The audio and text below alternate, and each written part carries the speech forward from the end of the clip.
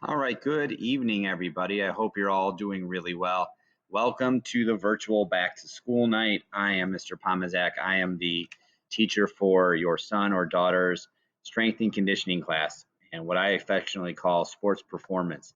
And in the next couple of minutes, we're going to take a look at a few different items. We're going to go through our technology that we'll be using so that everybody knows how to access the information. We'll go through our course syllabus very quickly and talk a little bit how you can contact me if you would like to after. First and foremost, again, my name is Robert Pomazak. This is my 20th year teaching. This is my 8th year at St. Charles North. I also happen to be the head football coach, and I have an extensive background in strength and conditioning and sports performance. I have a master's degree in exercise physiology, multiple certifications in both sports performance, speed performance, and certified personal training. So it's kind of a passion of mine, and we love having your kids in our class.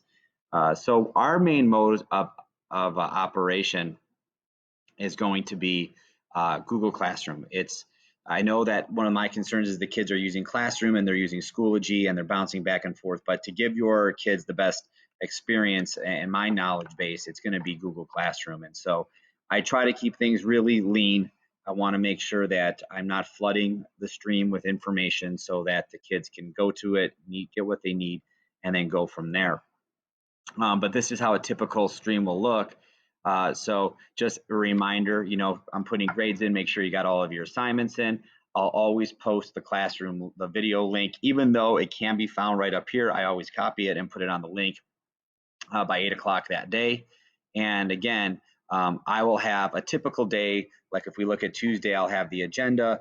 I'll have exactly what we're doing. And I'll also have the supporting materials that we're going to use. So the way that I've structured class, and again, we're all kind of working through this the best way we can, is we have a 70-minute class. And I spend about 30 minutes to 35 minutes in what I would call content and theory. And then the remainder 45 minutes is going to be in application or the laboratory work. So again, I'll post a link, and then I have our presentation and then our exercise. And the way we are doing our exercises is that I am actually videotaping myself working out, and then I am sharing it with them. And then they have the opportunity to be asynchronous in nature, be on their own, and get the work. All right, good morning, afternoon, whenever you're doing. And when they come back from the workout, we'll reconvene with about 10 minutes left, and we'll go through again what the main goals of the workouts were. And there is always going to be an exit slip that's attached. And the way that I am attaching exit slips is just through the classroom work, and I'm using all the topics based on week so that the kids know exactly what they need to find out.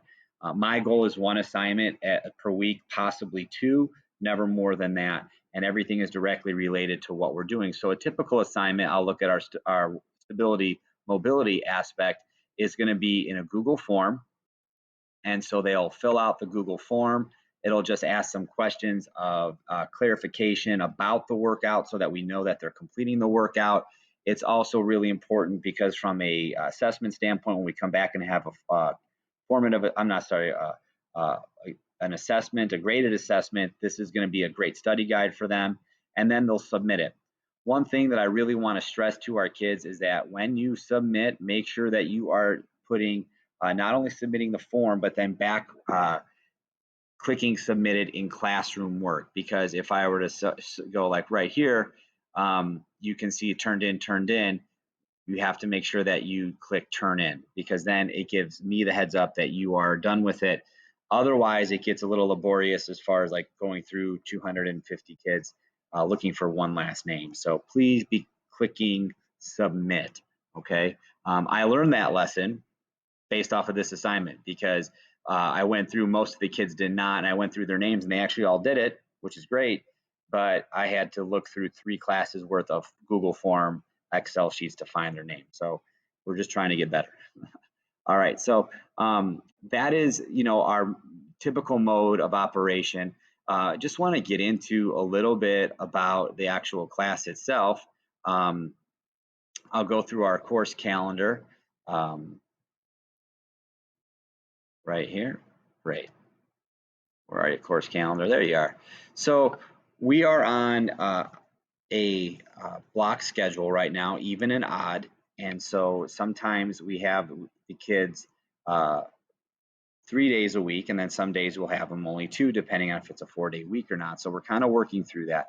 But here's what a typical week looks like. So let's go ahead and let's start with the 15th of September, the 14th of September. Our Mondays are really spent a lot on getting our housekeeping in order, organizational skills, executive functioning of time management, organization, accountability, support, anything that they need from me. I will go over the week's agenda, what the main objectives are for them to be learning for that week. What do I want you walking out of the building with, the virtual building with? Um, and then we'll spend some time on our mindfulness practice. And we are really talking about training from a holistic standpoint. So a quarter of our performance paradigm is mindfulness. And so we use Monday as that day. So I will do a presentation where I introduce a new aspect of mindfulness. We've already talked about box breathing. We did an actual meditation. We're going to get into gratitude journaling. We're going to get into um, yoga, all of those things, and just different aspects that can kind of help us add to that performance. And it's always going back to the performance of how well you can perform when the chips are down, okay? Regardless of if you're in a sport or not. So that's what a typical Monday looks like. It's only 30 minutes, it goes extremely quickly. And then we get into our block schedules of A's and B's. So you can see that we're on an odd and even schedule. So we have the odd hours one day, the even hours the next day. And we are always, like I said, going to have a bulk of our lesson talking about whether it's nutrition, sleep, um, hydration, or mindfulness. Those are four things we're really going to look at from a holistic standpoint. And then from a performance standpoint, we're looking at how do we build our program? How do I train myself? What is sports performance in general? How do I apply what I'm doing to whatever I want to be doing as an athlete, if I am an athlete? And we will spend 30 to 35 minutes in a lecture type discussion format. I'm still really trying to work out how to really bring everybody in, but I also want to be very cognizant of screen time, and I also want to be very aware that students need to participate as they feel comfortable. So a lot of it is led by me, and I really want to kind of switch that as we get going. So we're going to be adding some podcasts, we're going to be adding some article reviews, and then some open discussion time. So that's kind of the direction we want to go in. And we will have that being synchronous, which means we're face to face. And then we'll get into our asynchronous work, which is our workout. Okay. And the workouts have been going well. The next layer to the workouts is going to be movement analysis. We'll be using Flipgrid, I believe, and I'll have them be videotaping a specific movement, whether it's a push up, a squat, a lunge, a hinge, along with teaching our movement planes, so that I can now assess that and really give some prescriptive feedback to their movement patterns. And that's really kind of how we're moving through the class. From an expectation standpoint, uh, it's really quite simple. You know, we went through a really fun PowerPoint that I give to the kids, and I'll kind of get to it real quick because I want you to see it. Um, there's our acute variables, overview, and overview advanced strength and conditioning. So, you know, I'm a fairly positive person. I believe in pushing ourselves. I think it's important for us to get better. And this is just a quick look at what a typical day. We'll start with a wheel of discovery. This is a link that I click, and it's a virtual wheel that will spin. And there's questions that pertain to exactly what we're doing that day for the kids to answer. It's a great way to start and get the conversation wheel going. I'll get the agenda out to the students so they can see what we want for the week. I'll give the specific class schedule so that they have an idea, and those S's and AS's mean synchronous or asynchronous, so face-to-face or not face-to-face. Then I'll give the week objectives so that they understand what I need them to learn, because I think that's kind of important. And then now we're talking about expectations. I really focus on telling the kids that in sports performance, it's about getting to the edge of your comfort zone and finding those new comfort zones. So I want them to come in with a growth mindset, the champion's mind. I want them to have a positive self-talk. I want them to be thinking about how can I get better from a personal standpoint. I find this class to be extremely personal. I think it's an opportunity for kids to come into the room and challenge themselves every single day. And I don't think that because we're virtual, it really changes. If anything, we are taking a deeper dive at everything that we do from a sports performance standpoint. And the fact that the students are away from me, it's really a great opportunity if they take advantage of it to sink their teeth into it and lean into that opportunity of developing some of their own personal philosophies based off of sound scientific, teaching. And that's what it really comes down to. Our North Star expectations, I'm going to ask that they keep accurate records when they're training. We do train with numbers, so we haven't gotten there yet, but we will. So I want them to make sure that they're keeping record. Our exit slips are a form of record. So if they're not turning those in, those are graded by completion. I don't mark anything wrong because I think that's okay if they're wrong, because that's a great opportunity for us to discuss it. But if they don't do it, then that's a problem. Dress appropriately, use proper language and behavior when we're on our Zoom calls. I think that's really important. Safety is always first. So we are always talking about movement patterns and how to do it effectively. There are certain times where we do a self-guided workout where the students get to build a workout that I approve, and they can go out and run in their neighborhood or ride a bike or take a dog for a walk. I want to give them a sense of agency doing this and some control, but it always has to be safe. And if parents or guardian don't want it, then they don't do it. I want them to be a positive influence. As much as we all like to just sit in the screen and stare, I want them to be positive and contributing to the class and be collaborative. And then the big thing I always say is that actions have consequences. Okay, not investing in me is one thing as a teacher. I'll live. It's okay, but not investing in themselves is a real problem, and that will not go unnoticed. And it's my job to redirect. Okay, so those are some of our expectations. I have 3 simple rules when we're together: commit to your development, get better every day, and then challenge those comfort zones. These are some of our key objectives for our North Star program. We are going to train in the sports performance realm. We are going to work on injury prevention. We are going to focus on ground-based lifts, meaning we're going to start from the floor up. We're going to look at how the body wants to use the floor, the ground to create force and power, and we're going to train to that.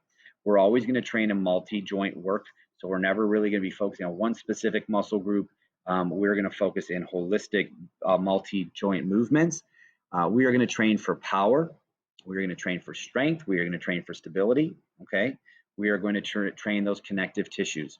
And I guess I did that in reverse order. So if I'm doing it in the correct order, okay, I'll get to that in a second.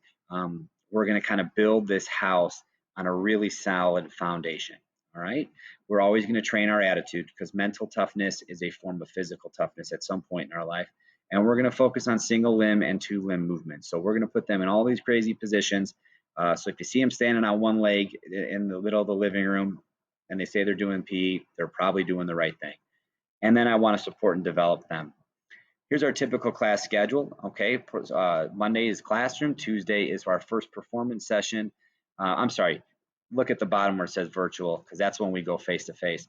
Virtual Monday is our check-in. It's our mindfulness day. Day 1 is our performance session 1, and day 2 is our performance session 2. And all are connected. One builds off the other. Okay. The actual training schedule when they are working out, it's about a 35 to 40-minute workout that's pre-recorded by me. And we are starting with 5 minutes of mobility and stability, which we've already taught. Okay, so we front loaded. And then they move to a 3 to 5 minute central nervous system activation, which again, we've already spent a whole lesson on teaching. And then they move into the bulk of their performance training. And then they move into a cool down. And so that is part of how it should work. And they should have water, and they should have a towel, and they should have space, and they should be tired. And I do want them to get outside if they're able to, because we need to be able to, if we're still going to be in front of the screen, I might as well have the sun hitting me and feeling the outside air. This is how a typical session is built. I will work 6 to 7 exercises, and it'll work through planes of motion. The exercise selection is very particular to the outcome that we're trying to yield. Okay, so it could be anything that we choose, but it's going to be done in a timed manner of 30 seconds on and 20 seconds off. And we're going to do one exercise down the line and then come back to the top and then complete as many sets as we can within the given time. And I will always have a structured sets, reps, intensity, tempo, time under tension, and rest. And that is part of what we're teaching right now, which is the acute variables. We will do some testing, but I won't get into that. And then there's our phasing. So right now, I think remotely, the best thing for us to be doing is really focusing on that preparatory phase of getting the body to develop the necessary strength and movement patterns. And what I want you to really think about is we are focusing on the why of what we're doing everything. And that can be difficult because kids want to get in and get working, but I'm taking advantage of a captive audience in front of a screen and really spending a majority of the time speaking onto why we're doing this, building a little bit slower with the idea that when we get back into our room, our weight room in a couple weeks to months here, we are going to be able to get some more serious strength training in. That you can take a look at that. I've shared that on Classroom, and then that just gets into some of our actual lessons. That's our central nervous. So if you ever were to want to contact me, I can be reached at robert.pomazak at d303.org. I will type that right here in case you need to see it. It is robert. P as in Paul, O, M as in Mary, A as in Apple, Z as in Zebra, A as in Apple, K at d303.org. And please allow me 24 hours to get back to you. And I will try to reach out to parents monthly with any progress or just some updates. And again, as a member of Google Classroom, your son or daughter can have you access it to see what we're doing. And if you have any questions, I would be happy to answer it. Again, feel free to contact me at your earliest convenience, and I hope you're doing well.